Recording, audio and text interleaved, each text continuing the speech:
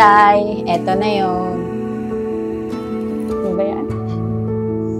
Iyak ako! Do you remember when I caught your eye? It was the first moment of the rest of our lives. Sa party kami nag-meet, party-party, usap-usap, chika-chika, tapos kinukulit ko. Hanggang sa,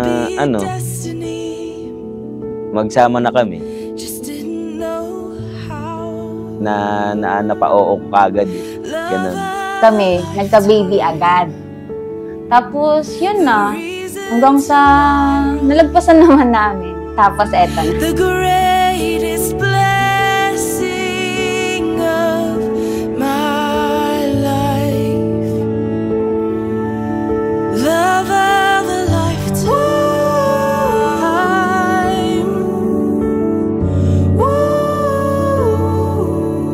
Love of... Umasa kayo na kami ay inyong kapiling na maglalakbay sa buhay na haharapin ninyo bilang mag-asawa sa pamamagitan ng paghingi sa Diyos ng panalangin ng kanyang biyaya at pagpapala.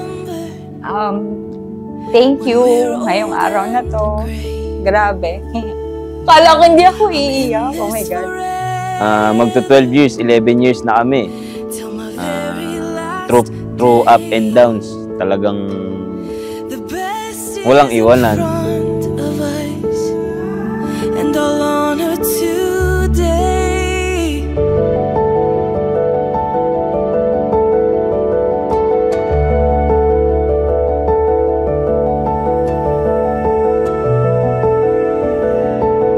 Dito masasabi natin pinaghirapan natin. Yun lang. Thank you and I love you.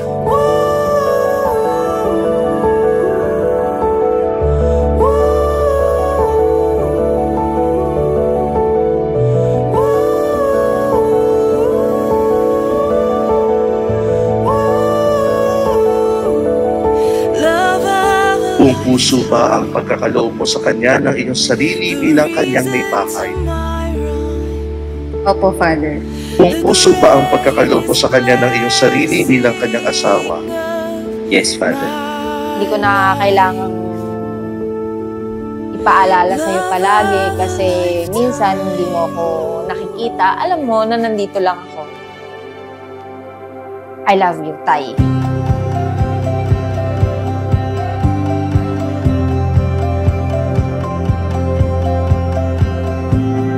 Sabi ko naman sa'yo, dadating tayo sa tamang panahon. Nandito na tayo. Ito na yung big day. Like the starlight, no beginning or end. Look into your eyes. I get lost in this moment. I never wanna leave. Like a story, don't know where it'll go. Oh, but I see all that I need to know. It's standing right in front of me. Finally. Pero sa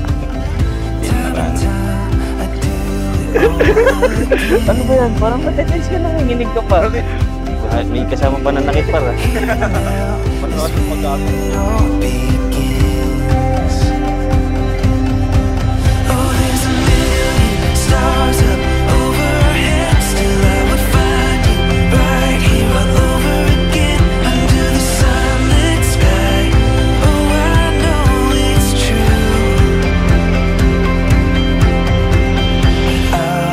Parehas kasi kaming bully, kaya nagkasundo kami. Parehas kaming maharot, parehas kaming pabibo, ganun. Siyempre, unang-una maganda. Nagkakasundo kami palagi sa isang bagay. Yung asikaso niya sa amin, sa akin, sa mga bata, nandun yung pagmamahal niya.